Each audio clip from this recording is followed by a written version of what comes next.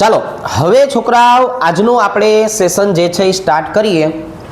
ઉષ્માગતિશાસ્ત્રનો બીજો નિયમ સ્ટાર્ટ કરતા પહેલા આપણે અલગ અલગ પ્રકારના જે સંબંધો જે છે એની વાત કરશું।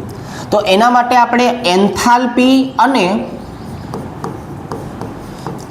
આંતરિક ઊર્જા નો સંબંધ જે છે એ સંબંધ એમસીક્યુ માટે જે છે એ સમજાયો હતો।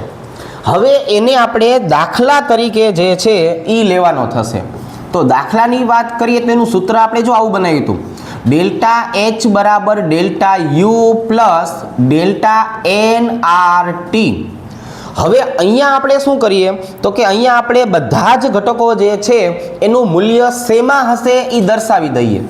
ચાલો ડેલ્ટા એચ નો મતલબ શું થવાનો છે તો કે જો ભાઈ ડેલ્ટા એચ નો મતલબ આવો થવાનો છે એન્થાલ્પી ફેરફાર, અને એ એન્થાલ્પી ફેરફાર જે રહ્યો એ આપણે કિલો જૂલ પ્રતિ મોલમાં છેલ્લે જવાબ વખતે લેશું, બરાબર। પહેલા આપણે એનું રૂપાંતર શેમાં કરશું, જૂલમાં। ડેલ્ટા યુની જો આપણે વાત કરીએ છોકરાઓ તો ડેલ્ટા યુ જે છે એને આપણે બોલવાનું છે આંતરિક ઊર્જા ફેરફાર। હવે આ આંતરિક ઊર્જા ફેરફારની વાત કરીએ તો એનો પણ છેલ્લો જવાબ આપણે શેમાં લેશું તો કે ભાઈ કિલો જૂલ પ્રતિ મોલમાં લેશું। ત્યાર પછી આમની જો વાત કરીએ તો આને બોલવામાં આવશે પ્રક્રિયક અને નિપજના મોલનો તફાવત। અને અહીંયા આપણે એક વસ્તુ ફરજિયાત યાદ રાખશું કે હું અહીંયા ડેલ્ટા એન જી સ્વરૂપે જ લઈશ, કેમ કે આ આપણે આદર્શ વાયુ સમીકરણને આધારે સમજાવેલી વસ્તુ છે। આરની જો આપણે વાત કરીએ તો આરને શું કહેવાનું છે તો કે આરને બોલવાનું છે વાયુ અચળાંક। હવે આ વાયુ અચળાંકની આપણે વાત કરીએ તો એનો આપણે જવાબ શેમાં લેશું 8.314 જૂલ પ્રતિ મોલ ઇન્ટુ કેલ્વિન, રેડી। પણ જો આપણે છોકરાઓ હવે ટીની વાત કરીએ તો ટીનું આદર્શ મૂલ્ય આપણે કેટલું લેવાનું છે તો કે ઓરડાનું તાપમાન 25 અંશ સેલ્સિયસ અથવા તો 298 કેલ્વિન। જ્યારે આપણને કોઈ તાપમાન કે અચળાંકની કિંમત નથી આપી તો એ સમયે આપણે એનું મૂલ્ય કેટલું લેવાનું છે તો કે જો એનું મૂલ્ય આપણે આ લેશું, અને વાયુ અચળાંકની વાત કરીએ તો વાયુ અચળાંકનું મૂલ્ય આ લેશું, રેડી। તો હવે આપણે જે છે એ એક માનાંકનો દાખલો જે છે એ સમજીએ કે દાખલો જો પરીક્ષામાં પૂછાય 2 માર્ક્સમાં કે 3 માર્ક્સમાં તો આવી રીતે ગણવાનો છે। ચાલો આપણને એવું કહેવામાં આવે છે એક રાસાયણિક પ્રક્રિયા માટે એન્થાલ્પી ફેરફાર, આપણને એનો એન્થાલ્પી ફેરફાર આપી દીધો છે, કેટલો આપ્યો છે 220 કિલો જૂલ પ્રતિ મોલ, તથા આંતરિક ઊર્જાનો ફેરફાર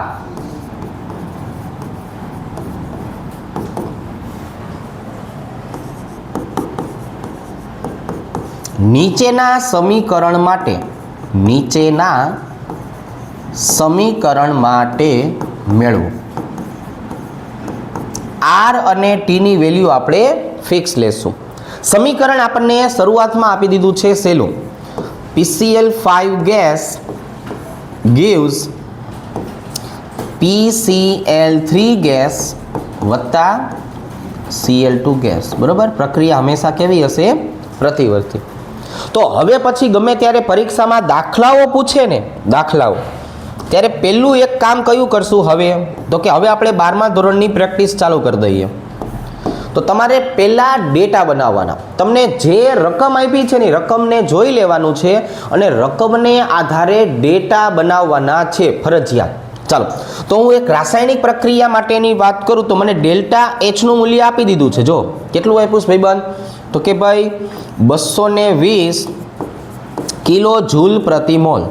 આપણે એને 1000 વડે ગુણી નાખશું, રેડી। 1 2 3 આ જવાબ શેમાં આવી ગયો જૂલ પ્રતિ મોલ. સમીકરણ જોઈને મને ખબર પડી કે ડેલ્ટા એનનું મૂલ્ય કેટલું થશે, તો કે 2 માંથી 1 જાય એટલે 1. પ્રક્રિયા માટે આરનું મૂલ્ય હંમેશા ફિક્સ હશે. અત્યારે કેટલું લેવાનું છે? 8.314. અને ટીનું મૂલ્ય કેટલું લેવાનું છે? તો કે ભાઈ ટીનું મૂલ્ય લેવાનું છે 298 કેલ્વિન. ચાલો, પહેલું મેં એક કામ કર્યું, વ્યવસ્થિત રીતે ડેટા બનાવવાનો. ગમે ત્યારે 12મા ધોરણની વાત કરીએ અને જો આપણને કોઈ પ્રશ્ન પૂછે તો એને આ સ્વરૂપે દર્શાવવાનું છે. હવે અહીંયા આપણે લખી નાખશું કે ભાઈ આ સૂત્ર કોનું છે, તો કે ભાઈ એન્થાલ્પી અને આંતરિક ઉર્જાના સંબંધ મુજબ. જો આ દરેક વસ્તુના માર્ક હોય, બોર્ડની જો આપણે વાત કરીએ તો હવે આપણે બોર્ડમાં કેમ પ્રશ્ન પૂછાય અને એમાં કેમ જવાબ લખવાના, જેથી આપણને પૂરેપૂરા માર્ક્સ મળે. 2 સ્ટેપ વધુ લખવા પડે તો લખવાના, ખ્યાલ આવી ગયો? 2 સ્ટેપ વધુ લખવા પડે તો લખશું, પણ માર્ક પૂરા લેવાના છે. અને માર્ક પૂરા લેવાની દરેક સ્ટેપની મેથડ હોય. તમે જેટલા સ્ટેપ કરશો એ પ્રમાણે માર્ક્સ મળશે, બરોબર છે? ચાલો, કઈ રીતે? તો કે પહેલાં તમને માર્ક મળતો હોય છે ડેટા બનાવવાનો.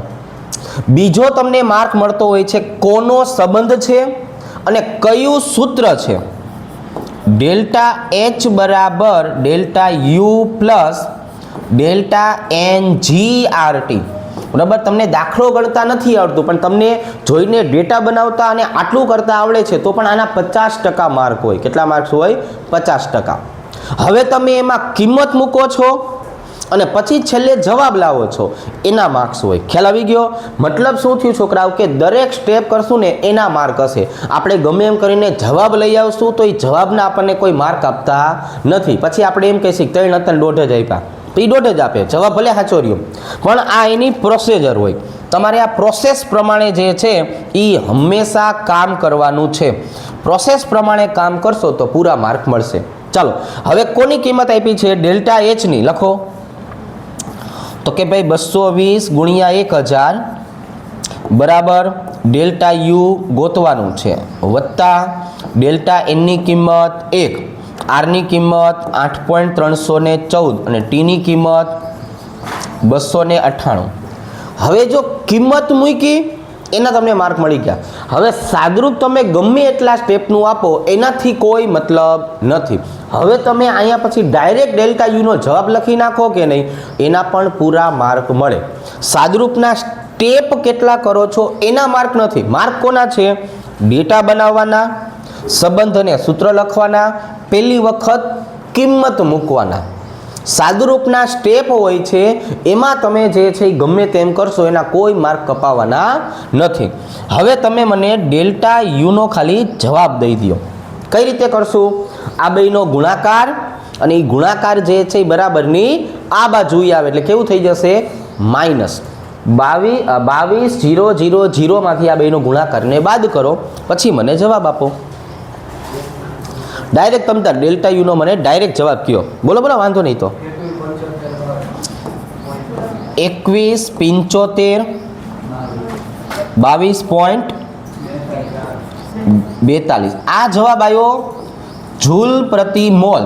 આપણે ઉપર કીધું છે કે એને ફેરવી શેમાં નાખશો? કિલો જૂલ પ્રતિ મોલમાં. ફાઇનલ આન્સર આપણે શેમાં રાખવાનો છે? તો કે ફાઇનલ આન્સર આપણે રાખશું ડેલ્ટા યુ બરાબર, ચલો ભાઈ આને 1000 વડે ભાગો, 217.502 કિલો જૂલ પ્રતિ મોલ. રેડી? તો આટલું કરવાના છોકરાઓ આપણને જે છે એ હવે પૂરેપૂરા માર્ક મળી જશે. રેડી? આમાં આ લોચો છે. ચાલો, આ આપણો છેલ્લો જવાબ. રેડી? લખી નાખો. ચાલો આ જો છોકરા, વાલો હવે આના થોડાક એવા ડેટા બનાવશું. જો ડેટા બનાવવાના જ, બરાબર, ગમે તે હોય ડેટા બનાવવાના જ. શું આવશે ભાઈ ડેટા બનાવશું એટલે? આંતરિક ઉર્જાનો ફેરફાર આપેલો છે ડેલ્ટા યુ બરાબર 120 કિલો જૂલ પ્રતિ મોલ. એટલે આપણે શું કરવાનું છે 120 વાહે 1 2 3 મીંડા મૂકી દેવાના જૂલ પ્રતિ મોલ. શું ગોતવું છે તો કે ભાઈ ડેલ્ટા એચ ગોતવું છે. ચાલો ગોતી લેશું. બરાબર. આરનું મૂલ્ય કેટલું છે ભાઈબંધ 8.314.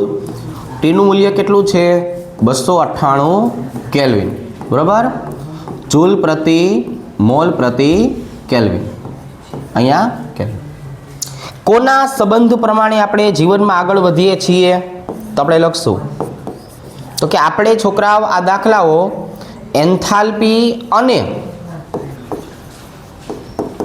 આંતરિક ઉર્જા જે છે એ ઉર્જાના ફેરફાર પ્રમાણે હાલીએ છીએ. તો એનું સૂત્ર શું હતું તો કે ડેલ્ટા એચ બરાબર delta U plus delta N R T. આ વખતે આપણે ગોતવું છે શું છોકરાઓ તો કે ડેલ્ટા એચ જ ગોતવું છે. તો ડેલ્ટા યુની કિંમત કેટલી હતી તો કે ભાઈ 120 વાહે 3 મીંડા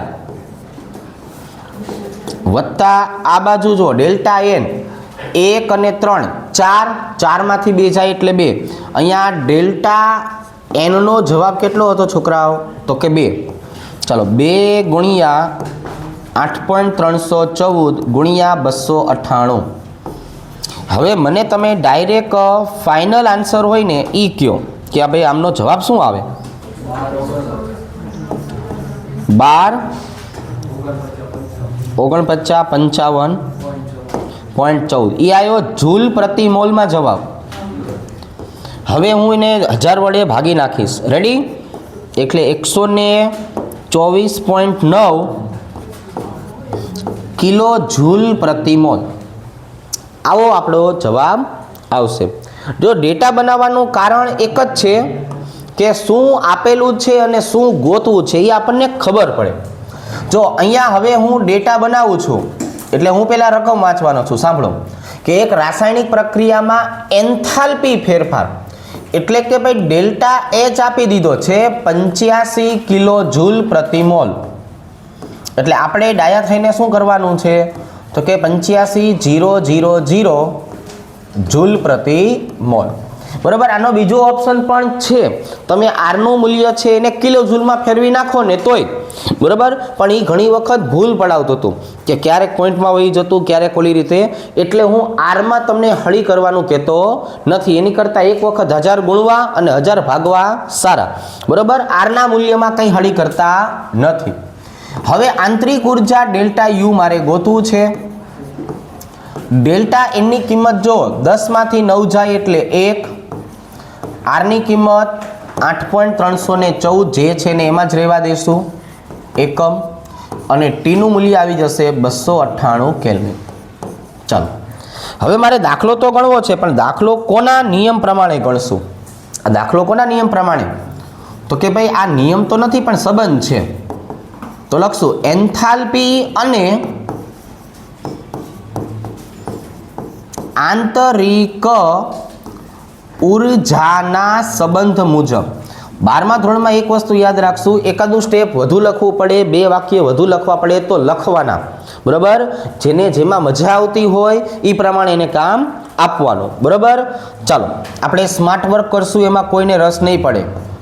તમે નકરા ફકરા લેખ કરશો કે નહીં સાચા ખોટા એમાં બધાને રસ પડશે. એટલે એવું કરશું આપણે, જેને જે ગમે છે એ આપશું. હાલો હવે ડેલ્ટા યુ મારે ગોતવું છે. શું થશે છોકરાઓ તો કે ડેલ્ટા એચ ની કિંમત બોલો 85,000. રેડી. ચાલો આ બાજુએ ડેલ્ટા યુ તો કે ગોતવાનું. ડેલ્ટા એની કિંમત કેટલી હતી છોકરાઓ 1.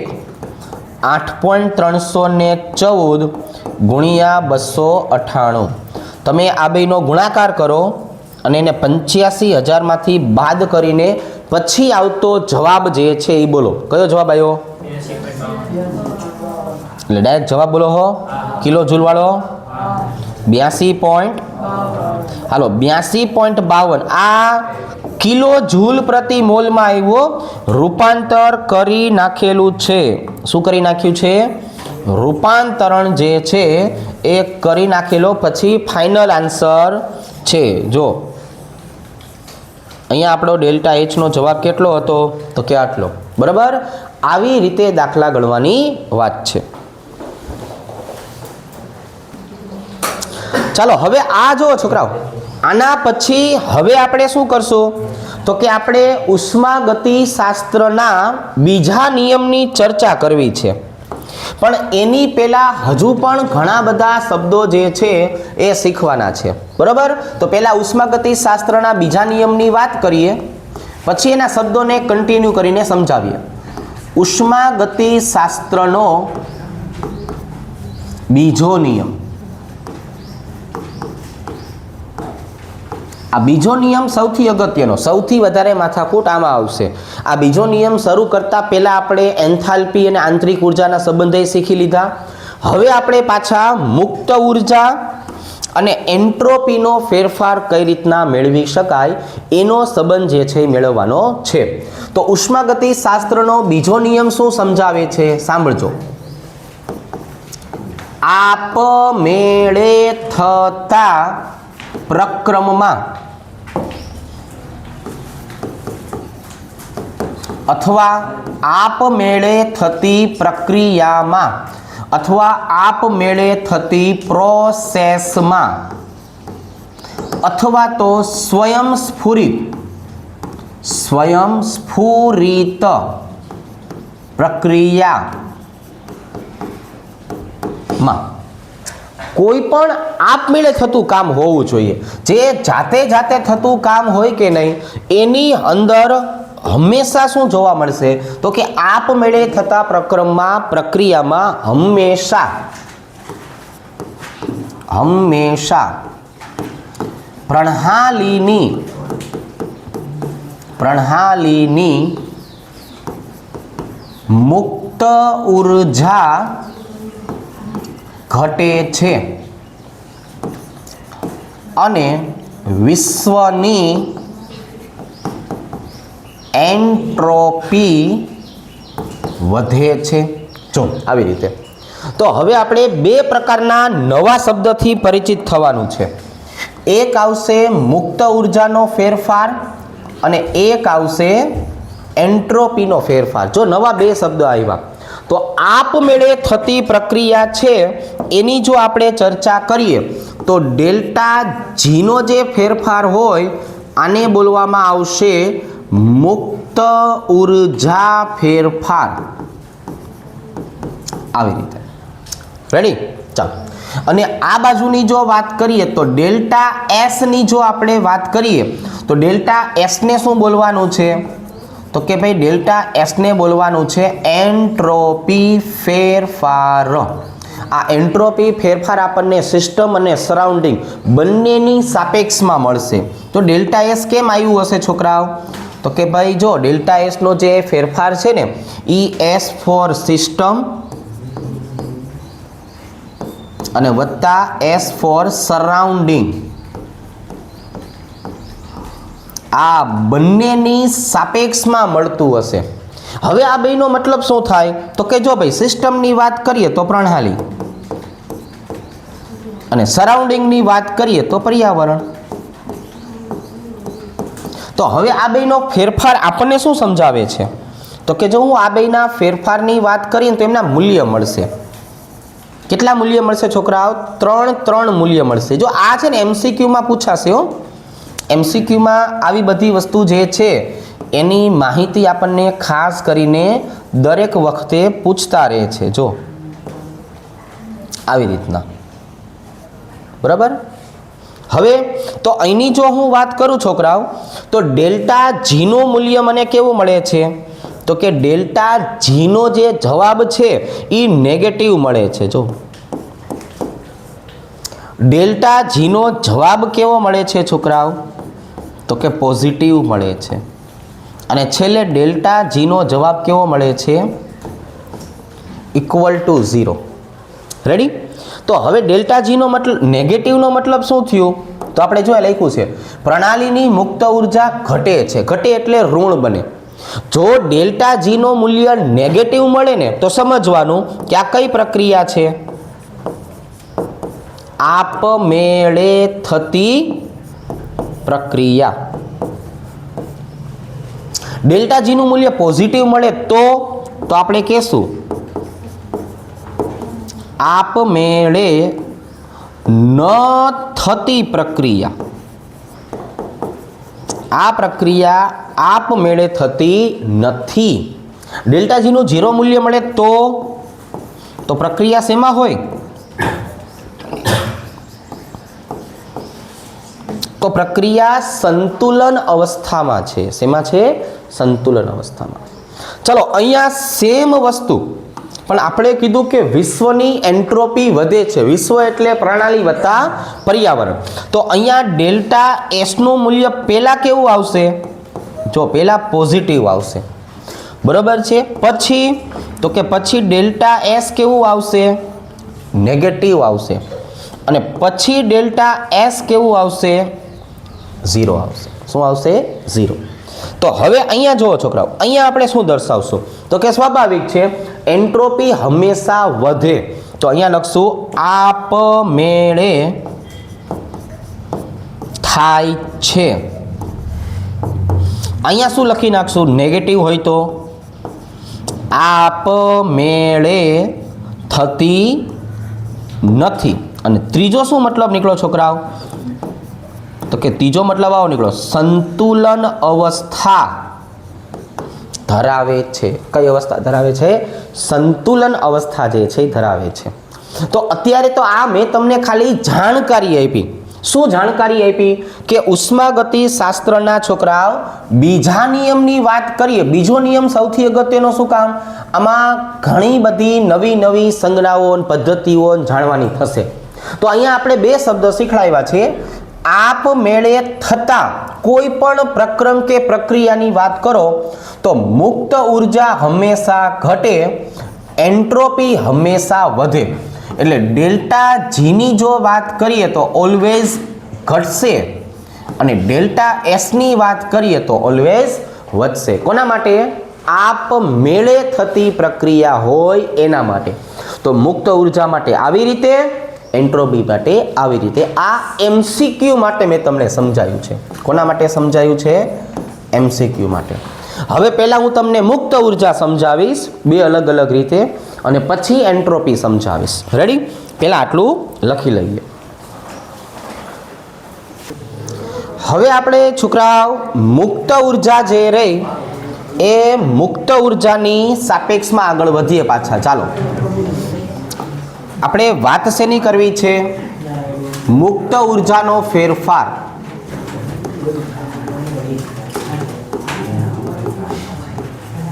હવે આ જે મુક્ત ઉર્જાનો ફેરફાર છે એ 2 પ્રકારના કાર્ય સાથે સંકળાયેલો છે. એટલે જો આપણે અહીંયા લખશું છોકરાઓ, આપમેળે થતી પ્રક્રિયા માટે, આપમેળે થતી પ્રક્રિયા માટે. હવે અહીંયા આપણે કહી દીધું છે કે આ પ્રક્રિયા આપમેળે થાય છે. તો એનો મતલબ શું થયો? તો કે એનો મતલબ સીધો આવો થયો, ડેલ્ટા જી બરાબર મને નેગેટિવ મળશે. પણ આ ડેલ્ટા જી બરાબર નેગેટિવ મળશે કોના માટે? તો કે ભાઈ આ ડેલ્ટા જી બરાબર નેગેટિવ મને 2 પ્રકારના કાર્ય માટે મળશે. પેલું કાર્ય છે યાંત્રિક કાર્ય. પહેલું જે કાર્ય છે એ કયું છે છોકરાઓ? યાંત્રિક કાર્ય છે. બીજું કાર્ય કયું છે? બીજું કાર્ય છે વિદ્યુતીય કાર્ય. આવી રીતે. હવે જે યાંત્રિક કાર્યનો સંબંધ જે છે ને છોકરાઓ, એ ગિબ્સ નામના વૈજ્ઞાનિકે આપણને સમજાવેલો. એટલે એને બોલવાનું છે ગિબ્સની મુક્ત ઉર્જા. અને એનો મતલબ આવો થશે, ડેલ્ટા જી બરાબર -W મેક્સિમમ. બરાબર છે? પણ આના વિશે આપણે ડિટેલમાં કંઈ શીખવાની જરૂર નથી. ગિબ્સની મુક્ત ઉર્જાનો મતલબ ડેલ્ટા જી બરાબર -W મેક્સિમમ. તમે જેટલું યાંત્રિક કાર્ય વધુ ને વધુ કરશો એનું મૂલ્ય જો જેટલું નેગેટિવ હશે એમ પ્રક્રિયા સરળતાથી થતી હશે. અને વિદ્યુતીય કાર્યની વાત કરીએ તો આપણે જે 12મા ધોરણમાં વિદ્યુત રસાયણ સ્ટાર્ટ કરશું ને એમાં આખી વસ્તુ સમજાવશું. એને બોલવામાં આવશે છોકરાઓ વિદ્યુત રાસાયણિક કોષની સાપેક્ષમાં. હવે જો હું એ દર્શાવું વિદ્યુત રાસાયણિક કોષ, તો એ જે વિદ્યુત રાસાયણિક કોષની સાપેક્ષમાં આપણે જે લખવાનું છે કે નહીં, એટલે એનું સૂત્ર આવી રીતે જ લખશું, ડેલ્ટા જી બરાબર -W ઇલેક્ટ્રિક, આવી રીતે -W ઇલેક્ટ્રિક. હવે આ W ઇલેક્ટ્રિકનો પાછો મતલબ શું થશે, તો કે ભાઈ જ્યારે વિદ્યુત રાસાયણિક કોષ કામ કરતો હોય ને એવા સમયે ઇલેક્ટ્રોનનો ફેરફાર થાય, એને N કહેવાય. 1 મોલ ઇલેક્ટ્રોન સાથે સંકળાયેલો એનો વીજભારનો ફેરફાર હોય એને ફેરાડે અચળાંક કહેવાય, જેને F વડે દર્શાવવામાં આવે છે. અને જ્યારે તમે કોઈ 2 ઇલેક્ટ્રોનનો ફેરફાર કરશો, 2 અલગ અલગ પ્રકારના અર્ધકોષને જોડશો, એટલે એમાં પોટેન્શિયલનો ફેરફાર આવશે. અને પોટેન્શિયલના ફેરફારને શું કહેવાનું છે, એને ઈ સેલ તરીકે ઓળખવાનું છે. શેના તરીકે? ઈ સેલ તરીકે. હવે આ કિંમત આ સૂત્રની અંદર આપણે મૂકશું છોકરાઓ, એટલે જો આપણને પહેલું સૂત્ર આવું જોવા મળશે, ડેલ્ટા જી બરાબર -NF ઈ સેલ, જો આવી રીતના. પણ આ સૂત્ર મને ક્યારે મળશે છોકરાઓ, એ ખાસ પાછું કેવું પડશે કે ભાઈ આ સૂત્ર દરેક વખતે ન મળે. આ સૂત્ર ક્યારે મળશે, સાંભળજો, જ્યારે વિદ્યુત રાસાયણિક કોષ કાર્ય કરે છે. જ્યારે વિદ્યુત રાસાયણિક કોષ કામ કરતો હોય ને, કામ, ત્યારે ઇલેક્ટ્રોનનો ફેરફાર થાય ને, ત્યારે 96500 ફેરાડે અચળાંકનું મૂલ્ય મળે. અને ત્યારે મને ઈ સેલ એટલે પોટેન્શિયલ મળે, વોલ્ટેજ મળે. ક્યારે? જ્યારે કોષ કાર્ય કરે છે ત્યારે. તો હવે હું શું કરું છોકરાઓ, તો કે હવે હું તમને બધાના પદ સમજાવી દઉં, બરાબર. ડેલ્ટા જી તો આપણે કહી દીધું. એન એટલે શું સમજવાનું છે, તો કે ભાઈ ઇલેક્ટ્રોનનો ફેરફાર. એ આપણે વિદ્યુત રાસાયણિક કોષને આધારે લસા લેતા શીખડાવશું. ચાલો ભાઈ, એફ બરાબર શું કહેવાનું છે, તો કે ભાઈ એફ બરાબર કહેવાનું છે છોકરાઓ આવી રીતે, થોડોક આગળ કરો, કે ભાઈ ફેરાડે અચળાંક. એફની જો આપણે વાત કરીએ તો એફ બરાબર આપણે એને ફેરાડે અચળાંક કહીશું. બોલો લો,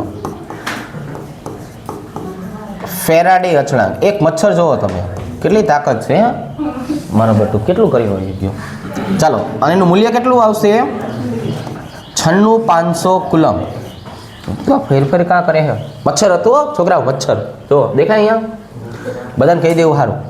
અને ઈ સેલ બરાબર શું હશે, કોષ પોટેન્શિયલ, જે તમને રકમમાં આપી દેશે, કોષ પોટેન્શિયલ. હવે તો કે બીજું આપણને ડેલ્ટા જી નું મૂલ્ય શું મળશે, તો કે બીજું સૂત્ર આવું મળશે, ડેલ્ટા જી બરાબર -RT ln KC. બીજું ડેલ્ટા જી નું મૂલ્ય શું મળશે, ડેલ્ટા જી બરાબર -RT ln KC. પણ આ ક્યારે મળશે છોકરાઓ, જ્યારે વિદ્યુત રાસાયણિક કોષ કાર્ય કરતો અટકે છે, કાર્ય કરતો અટકે છે. હવે કાર્ય કરતો ક્યારે અટકે, સંતુલન અવસ્થા આવે ને ત્યારે. ક્યારે? સંતુલન અવસ્થા. તો એનો મતલબ અહીંયા આપણે આર અને ડી ને તો ઓળખીએ છીએ, KC ને ખાલી ઓળખાણ આપી દઈએ. KC બરાબર કોણ,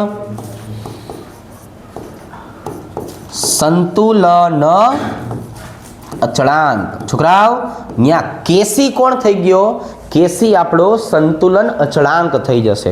તો ડેલ્ટા જીના અહીંયા આપણે સૂત્ર જે છે એ સૂત્રની વાત કરી દીધી કે ડેલ્ટા જીનું સૂત્ર છોકરાઓ છે એ આવી રીતના મળશે. તમે લખવાનું ચાલુ કરી દો. હવે તો આપણે ખાલી એક વખત ઉડતી નજર કહી દઈએ કે ડેલ્ટા જીનું મૂલ્ય હંમેશા નેગેટિવ રાખવાનું છે. કેવું રાખવાનું છે, નેગેટિવ રાખવાનું છે. ડેલ્ટા જી મને 2 પ્રકારના કાર્ય માટે મળશે, યાંત્રિક કાર્ય માટે અને વિદ્યુતીય કાર્ય માટે. જો આવી રીતે, જો યાંત્રિક કાર્ય હશે તો એને આપણે ગિબ્સની મુક્ત ઉર્જા જે છે એના તરીકે ઓળખાવશું આવી રીતે. હવે અને જો વિદ્યુતીય કાર્ય હશે તો એને આવી રીતે દર્શાવશો. રેડી? ચાલો. અને આ બધા જ ઘટકો જે છે એના આપણે સંબંધ પણ અહીંયા દર્શાવી દીધા છે. આજ માટે અહીંયા સુધી રાખીએ. ચાલો, થેન્ક યુ વેરી મચ.